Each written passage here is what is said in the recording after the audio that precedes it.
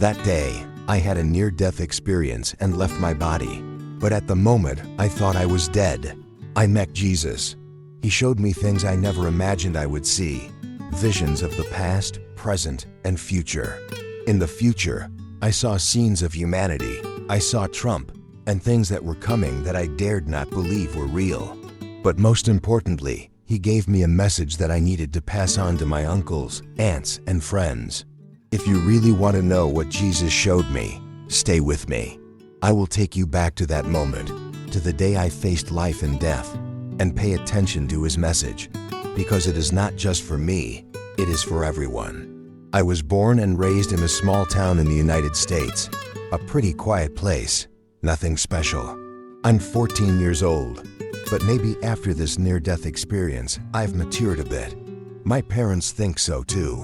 My father's name is John, a dedicated church pastor, high school physical education teacher, and also a soccer coach. My mother, Rachel, is the kind of mom who always takes care of her family, no matter how busy she is at work. I'm a lively kid, looking up to my father and always by his side, like an inseparable part of him. My Harrison family is always close-knit, lives with a strong faith, and is always ready to help the community. My illness began on a cold winter day. I cried silently and held my stomach. It was an indescribable pain that made my body writhe. My mother saw this, panicked, and ran to me, her eyes full of concern. She hurriedly asked what was wrong. Her heart felt like it was about to burst when she saw me, my face pale and my eyes full of confusion. "It hurts so much, Mom," I said, in a convulsion, unable to breathe.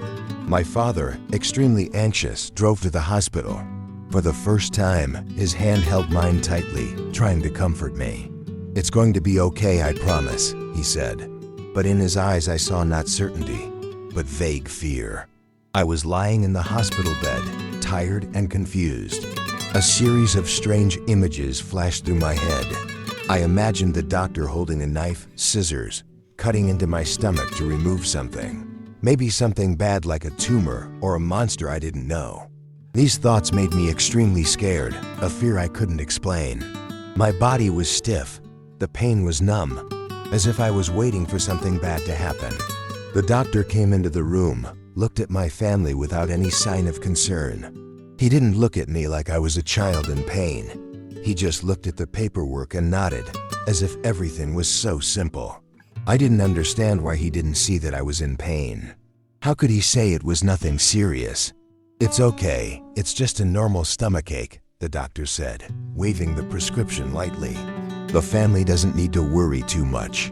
I'll prescribe some medicine. Remember to give the boy the right medication. Don't let him stay up too late, and avoid strenuous exercise." The doctor's voice was gentle, but somehow I felt a rush, as if he wanted to finish his work quickly and leave. He placed his hand on my shoulder, a gesture I didn't quite understand, and then he turned and left. I could only stare at the doctor's back, my heart filled with doubts. With the doctor's words, the atmosphere in the room seemed lighter. I could see my father's eyes shining with tranquility, but was it true?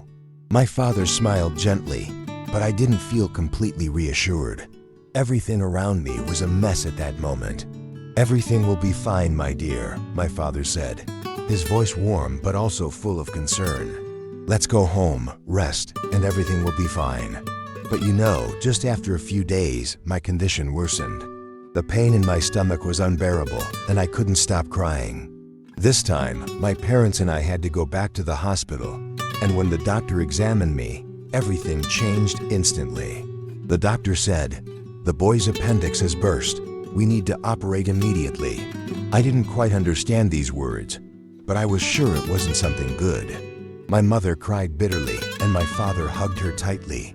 I saw my father's eyes full of worry, and he questioned the doctor in an angry voice. "Why is it my son?" The doctor said everything was fine before. In the operating room, I didn't know what was happening. Only the bright lights made me dizzy. I could only see myself lying there, a small, weak body, hearing only the sound of the heartbeat on the machine. Every second, every minute, seemed like a nightmare from which I could not escape. Then I seemed to fall asleep and knew nothing. Outside in the hallway, I heard my mother say that my father was sitting in a rigid chair, his hands clenched so tightly that his knuckles turned white. My mother said that my father was praying desperately, "Oh God, please don't take my son. Please hear this plea." But my mother couldn't take it anymore.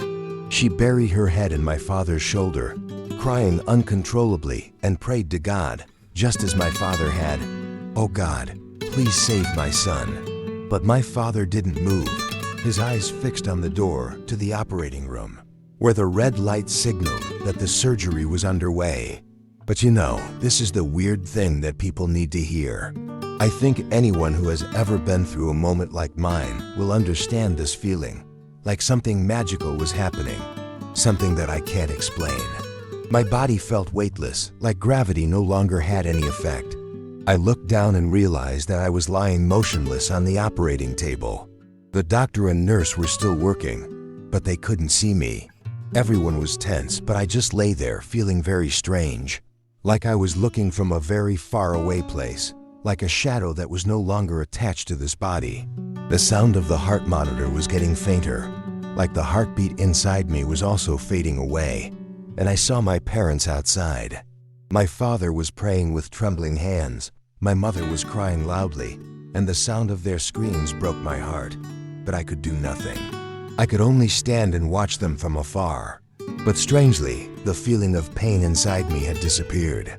Instead, I felt a strange peace spreading throughout my body, as if all the pain had evaporated, leaving only absolute serenity.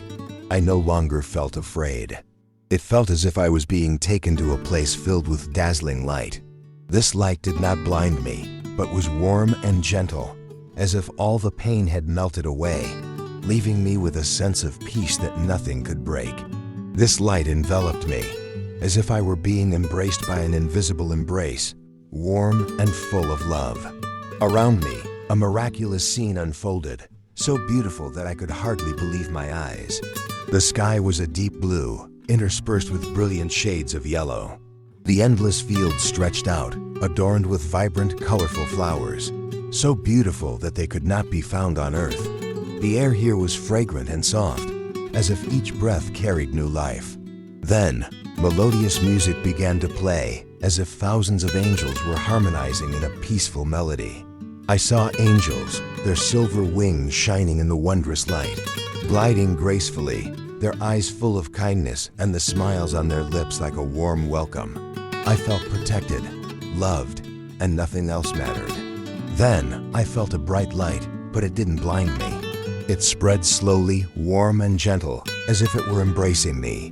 And from that light, a figure gradually emerged.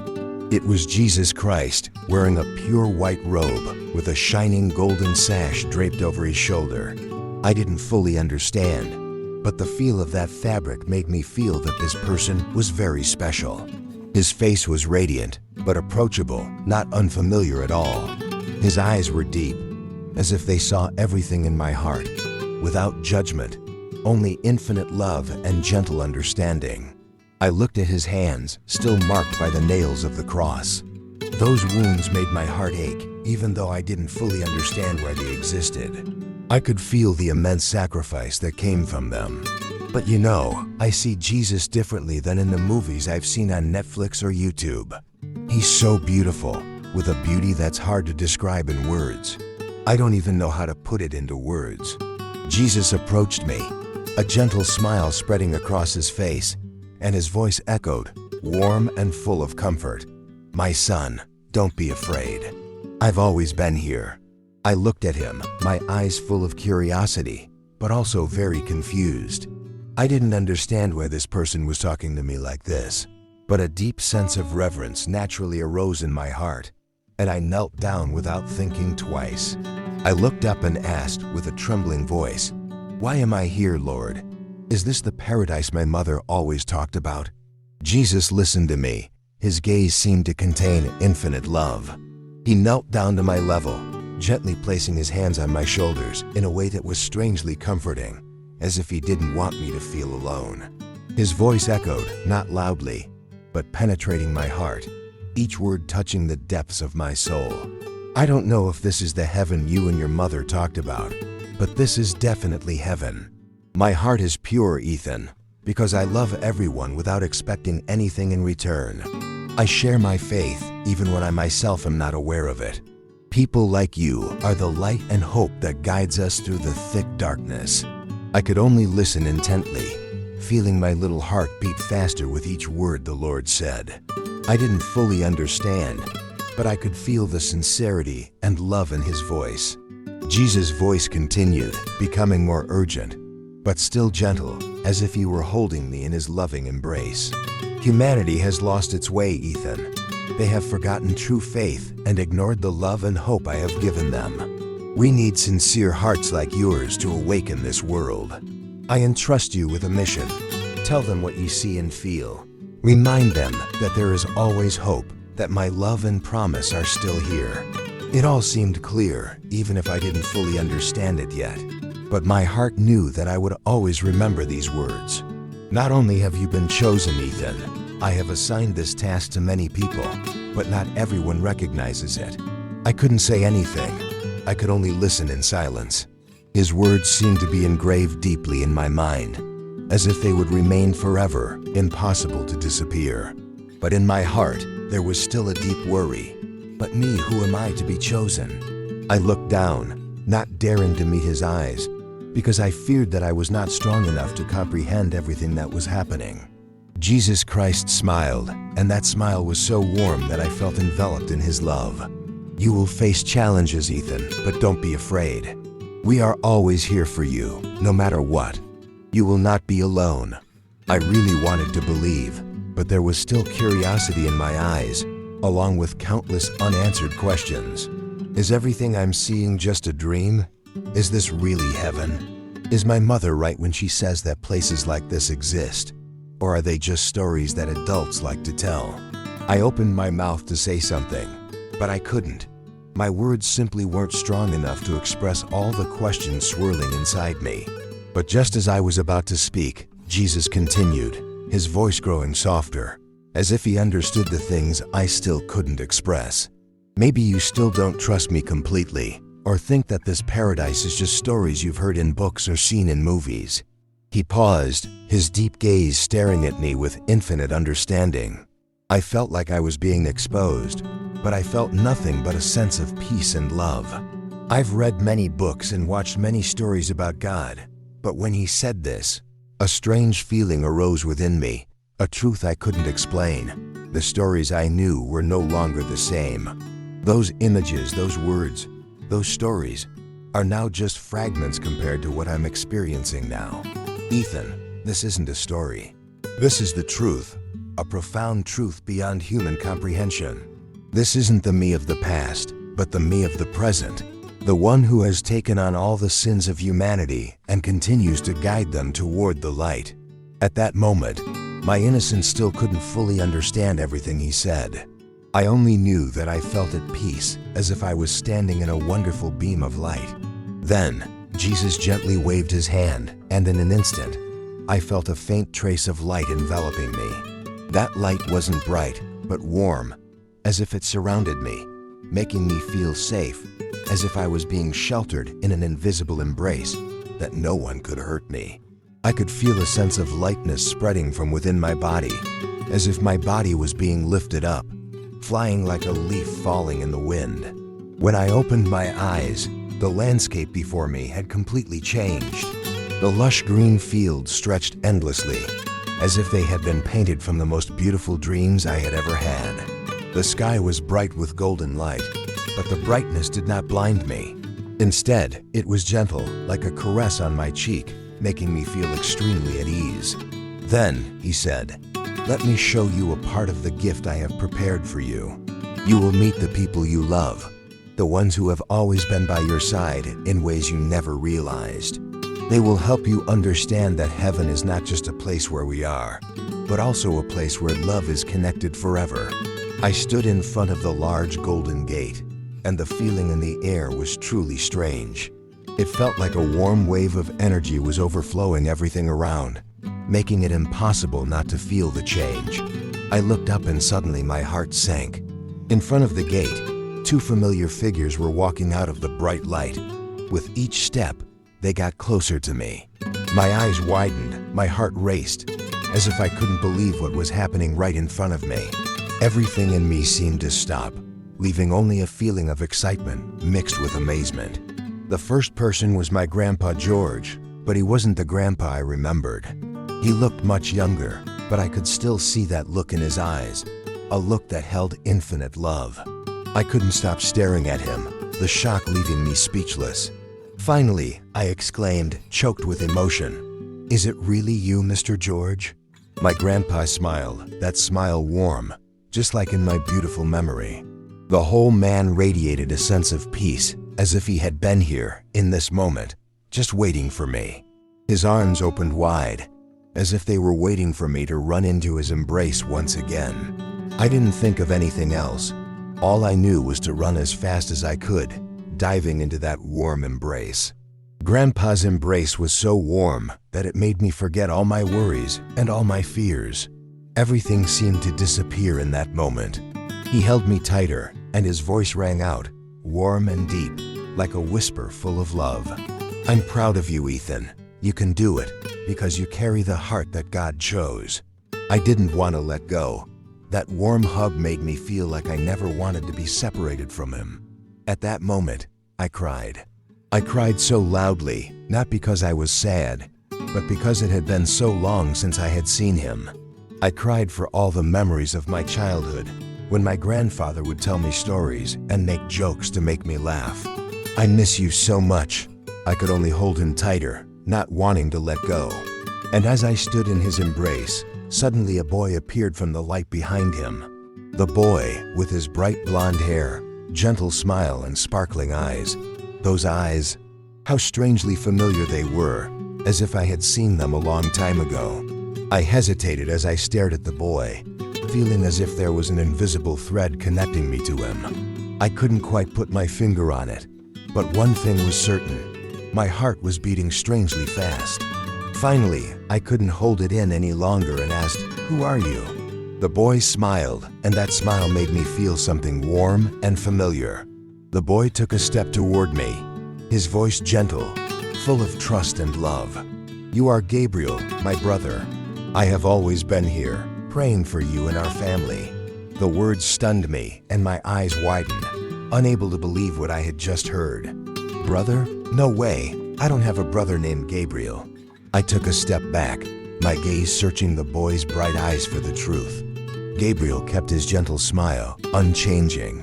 He came closer and then gently explained, "You are the baby my mother lost when she was only 6 months pregnant. You were never born, but that doesn't mean you don't exist. You have always been here, watching over and protecting me from afar." Gabriel's eyes, full of love, looked at me as if to say, "You don't have to understand everything. Just trust in God's love. I will always protect you, even when you don't know it." Gabriel whispered, his voice full of love, "I trust that you will do your duty." At that moment, I understood that their love and prayers had never left me, even when I was unaware of their presence. They had always been here, in my heart, in every breath I took. Their love, even if distant or invisible, had always protected me. And at that moment, Jesus took my hand, and the bright light of the sky suddenly softened, transforming into a vast space filled with twinkling stars. It was like an endless, boundless curtain of black velvet. Everything around me became blurry, as if I were wandering in a magical dream. I looked up, amazed and captivated by the dazzling beauty of the universe. The bright stars twinkled, and the galaxies stretched endlessly. And far away, the earth, tiny as a jewel shining in the soft blue light, seemed like a distant world that I had never truly understood. Jesus pointed to the earth, his voice echoing deep and warm, as if that voice was resonating deep within my heart. Heaven is where love resides, but earth, where I live, is gradually forgetting it. I need to understand my mission, Ethan. After that statement, do you know what everyone else thought? The light around me suddenly swirled, changing. The bright golden clouds of heaven gradually gave way to a completely different space, dark and chaotic. I felt a cold, damp breeze enveloping me, making every strand of my hair stand on end. Before my eyes, the scene unfolded in horror. Giant waves swept away everything on the ground, erasing all traces of light. They crashed into each other, with columns of waves rising high, as if they wanted to swallow everything. The small, terrified people ran, clinging to anything they could, but they could not escape the raging waters. The screams and cries echoed in the dark space, as if all hope had been extinguished at that moment. In the midst of this chaotic scene, a colossal ship appeared, gliding through the fierce waves as a symbol of perseverance and hope in the endless ocean. The ship, though large, was still surrounded by raging waves. On the ship, I saw a man standing firm, his face determined but also containing a deep sadness. He was reassuring his family, but his eyes betrayed concern, for there was no one else there but his family. The animals, large and small, stood in an orderly line, carefully cared for as part of a grand plan he was executing. I whispered, "Is that Noah, the righteous man from Genesis, the one my mother always talked about?" Jesus stood beside me, his gaze directed toward the ship, as if gazing at a moment from a distant path. He nodded, and his voice echoed, warm but full of sadness, as if each word penetrated deep into my soul. "You see, this is the consequence of disobedience and sin. I warned mankind, but they refused to listen. Only Noah kept his faith in me, so I saved him and his family to sow the seeds of hope for the world." The screams and desperate eyes still lingered in my mind, impossible to forget. However, this was what hurt me the most when I thought about this sight. The light of old memories gradually faded, and instantly, a new dark scene unfolded before my eyes. Earth, the place I knew, was no longer the same. This scene was so different, and I couldn't stop looking at it. Earth now appeared before my eyes, but not as a beautiful image as I had imagined. The scenes flashed by like desolate tableaus that I couldn't look away from. I saw areas of poverty, where children were thin and emaciated from hunger. Their eyes were deeply sunken, with tears that never stopped, as if all hope had long since disappeared. I felt suffocated, as if my heart was clenching when I saw these scenes. The lonely elderly were curled up in their hospital beds, with no one by their side to care for them. Their breathing could be heard faintly, but no one listened to it. Then the sound of bombs echoed, intertwined with images of violence and death from war. People turned their backs on each other, their eyes filled with anger and selfishness. There was no room for love, only the scars of hatred remained. I felt a strange pain, as if the entire world were writhing in despair. My heart felt like it was being squeezed as I realized that cruelty and suffering were everywhere. But then, amidst all that chaos, I found warm moments. A family gathered together, hands clasped tightly together, praying together. A small, scattered community sang a song of hope, peaceful yet full of strength. Yet these moments were quickly darkened, like a candle flickering in a raging storm, unable to last long in the darkness of sin and selfishness. The scene continued to shift into a bleak future, and I felt my heart suddenly tighten. Before my eyes was a ruined earth, a world I could not imagine. Cities crumbled, smoke rising from the ruins as people screamed in pain, trying to escape natural disasters and wars they could not control. Not only that, I also saw a sight that made me shudder. President Trump, Putin, and even other leaders of countries were dead. They were lying in cold coffins, surrounded by dark forces, entities I could not name. They were not just standing, they were not just watching. I could feel their hunger, their ravenous desire as they tried to devour him, to draw his soul to themselves. But then I heard the voice of Jesus. He was not afraid, he was not intimidated. He simply said, "I have plans for them." I didn't know exactly what that meant at the time, but one thing was clear in my mind. America needed a godly leader, someone who was grounded in love, truth, and compassion. Someone who was not just strong politically, but spiritually. Someone who would lead not by force alone, but by God's guidance. As the scene continued, I saw the chaos and division that was occurring in this country. The waves were rising, sweeping everything away, and the forests were burning to ashes. This scene was like the scene I saw with Noah.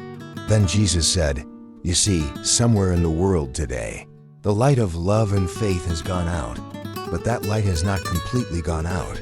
There are still people who hold on to faith, people who illuminate this darkness. I look to God, feeling the power of His words, but also filled with anxiety. What about me, Lord? What can I do in this world? God looked at me, His eyes full of understanding, and He continued, if humanity does not change, if they do not return to love, faith, and forgiveness, this will be their future, a world that has been abandoned. And what you see is just the tip of the iceberg. At that moment, all I could think was, why is there so much difference? Why is the world like this? Immediately, my lips parted slightly, and I asked Him, but I've never seen things like this where I live. Everything is beautiful, full of love and care. Jesus smiled, His deep eyes full of understanding. He looked at me and then said in a gentle but determined voice, go back and find out. This is true. I will see it soon. And now, I have to take on this mission, the mission of passing on what I have seen. Do I have the strength? How can a child like me carry such a great responsibility? I looked at Jesus, my eyes full of doubt and worry, and asked softly, do I have the strength? Jesus looked at me, His voice very gentle. You are never alone. The people who love you, your family, will always be with you. As soon as these words echoed, I turned around, and a familiar scene appeared before my eyes. My grandfather and brother were standing behind me, smiling and nodding in affirmation, a reminder that I could do this. Then He continued, perhaps you have seen what you needed to see. You have heard what you needed to hear. Now you must return to your body, for you are too small to be away for long. But do not worry. I will convey my words through dreams, images, visions, so that you will know when it is time to share your mission in detail. Rest assured, you will understand when I speak. But folks, there is one big question that keeps echoing in my mind. How should I share this story? Who should I share it with? Will anyone believe my story? But either way, I know that I will not be alone. And if this is what I need to do, then I will find a way. When I opened my eyes, the light from the hospital room was shining directly at me, making me frown slightly. Everything around me was blurry and indistinct, as if I were in a dream. My body was exhausted, and every breath felt like a struggle. But in my mind, the images of heaven were still very clear, like a movie I couldn't stop. I wanted to tell everything. I wanted to quickly tell my parents what I had just seen, but my body was too weak. So I just lay still, trying to breathe calmly. I closed my eyes, hoping to gather a little more strength. My father and mother were sitting right next to the bed, very close to me. I saw my mother holding my father's hand tightly, as if she was afraid that if she let go, something bad would happen. My mother was whispering something, probably praying, while my father sat silently, holding my hand tightly. I knew my parents were very worried about me, but I wanted to tell them that I was fine, just that everything wasn't the same anymore. I tried to raise my hand, gently touching my father's hand.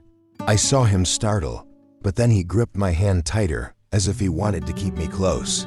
I knew that at that moment, both my father and mother were very happy. I looked at my father and then tried to speak, even though my voice was very weak. I'm fine, but I saw heaven. I met God. As soon as my words finished, both my father and mother fell silent. My mother looked at my father, and my father looked at my mother. Their looks were indescribable. They were surprised but also worried, as if they didn't know what to think. My mother was about to say something, but I was too tired. My eyes kept closing, and I fell asleep before my mother could say a word. In my sleep, what I had seen in the sky was still vivid. I didn't want to forget. I couldn't forget. These things were very important, and I knew I needed to share them. The next time I woke up, everything was much clearer. The soft light coming through the window made the room feel warmer. I also didn't feel as much pain as before. I saw my father and mother still there, sitting beside the bed, their eyes full of exhaustion, but relieved to see me awake. I looked at my parents and wanted to tell them so many things, but I didn't know where to start, and who would believe me. I was just a child. I kept thinking, How can I tell everyone so that they will understand that what I saw was not a dream, but real? And more importantly, how can they understand what God wants me to say? I tried to sit up a little, even though my body still felt weak. My father helped me lift the pillow higher, while my mother sat nearby, looking at me with a mixture of concern and curiosity. I knew my mother didn't completely believe what I was about to say, but I also knew that I had to speak, if only to clear everything up in my mind. "I was there, Mother," I began, my voice soft but full of determination. "I don't know how to describe it all, but it's so beautiful there. The sky has no sun, but it's bright and strangely warm." My mother tilted her head, her eyebrows slightly furrowed. "Bright, but no sun, huh?" I nodded. "Yes, but the light isn't blinding like sunlight. It's soft and gentle, like it's hugging me. And the colors too. Oh my God, those colors I've never seen before. They're like a rainbow, but many times more beautiful." My father looked at me intently, his eyes shining with curiosity. "So did you see anyone up there?" he asked, his voice warm, but I could hear the excitement in his words. I smiled softly, remembering that feeling. "Of course, Father. I didn't see them clearly, but I know they're there. I can hear the singing, Father. Those melodies are unlike any music on earth." My mother gently took my hand and asked, "What's it like, son? Is it like the music in church?" I nodded, my eyes lighting up as I remembered. "It's not like that, Mother. It's like everything blending together. The sound of the wind, the sound of the flowing water, the sound of laughter, even the silence. It's all music. I feel like I'm melting into those sounds, and all my worries and fears disappear." My mother looked at me, her eyes brimming with tears. "Ethan, maybe you've been really tired, and that's why you dreamed about these things." I knew she thought so, but I couldn't agree. I looked straight into my mother's eyes. "It's not a dream, Mom," I said, my voice steady. "I was there. I felt everything, and I know it's real." I could clearly see that my parents still didn't believe me, because what I was saying sounded so absurd to so many people. I understood. If I were them, I would probably find it hard to believe it too. "I don't know why I can see these things," I began, my voice shaking slightly but still determined. "But it's all so clear, like I'm standing right in the middle of the operating room. There's a tall doctor wearing glasses," I said, my eyes staring up at the ceiling, as if I were projecting the images into my mind. He was very concerned when my heart rate slowed. He frowned and said, "Quick, get me the epinephrine." I saw my mother startle, her hands shaking a little. I think I had said the right thing. "And there's the nurse too," I continued. "She has short brown hair and looks very young. She stutters when she hands the medication to the doctor." At the time, I thought she was very scared, but then I saw the doctor nod, as if trying to reassure her. My mother turned to my father, her eyes shining with a mixture of surprise and confusion. My father sat up straighter, clearly wanting to say something, but I cut him off. I still had so much more to tell him. "And the waiting room too," I said, my voice trailing off, as if I were weighing each word. I saw my mother cry. She kept saying, "Please God, save the boy." I saw my mother's shoulders shaking, and my father wrapped his arms around her, holding her tightly. He whispered, but I could still hear it clearly, "We have to trust God, Rachel." But you know what the funniest part is, Mom? I met Mr. George in heaven. At that moment, my mother was truly surprised. "Ethan, Mr. George? How could you have known him? Did he say anything else to you?" My mother asked, her voice soft, as if she were afraid of scaring me. I nodded and smiled slightly. "He said my mother was very brave. He said she did things he never thought she could do. He also said his mother made him proud every day." My mother covered her mouth with her hand, and tears streamed down her face.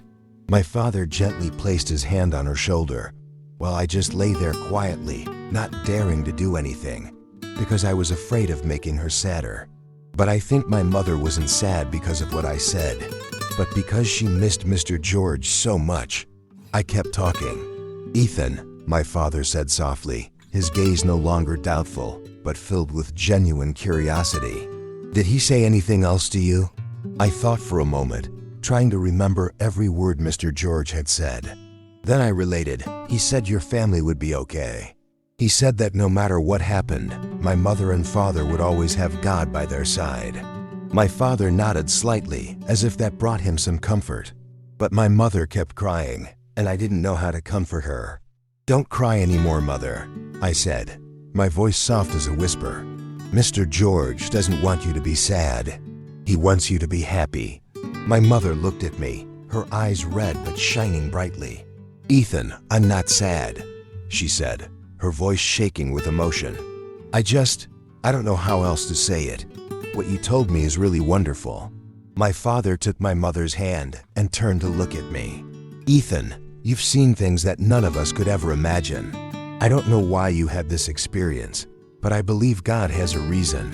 But you know, while my parents were so emotional, I told them about my older brother, the one they never got to know. And at that moment, did anyone know what my parents were thinking? Yes, I saw my mother's eyes freeze. My father looked at her, as if trying to confirm that they were both hearing this strange thing. My mother had never talked about my older brother, and honestly, I didn't even know I had one. But everything I saw was so clear. "He was so happy to see me," I continued, my voice soft as a whisper, but inside me I was filled with an indescribable warmth. "He hugged me, just like my mother used to hug me whenever I felt sad.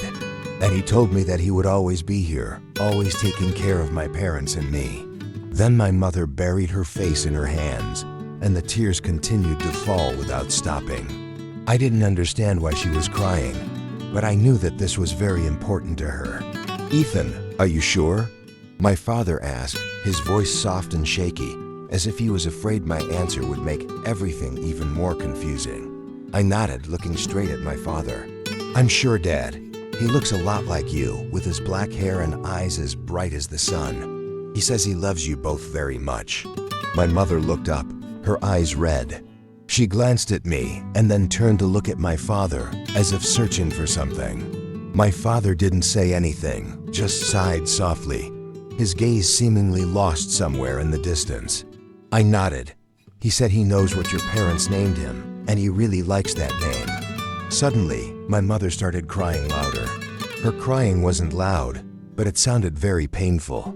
I didn't know what to do, other than hold her hand tightly. "Mom, please don't cry anymore. He doesn't want you to be sad.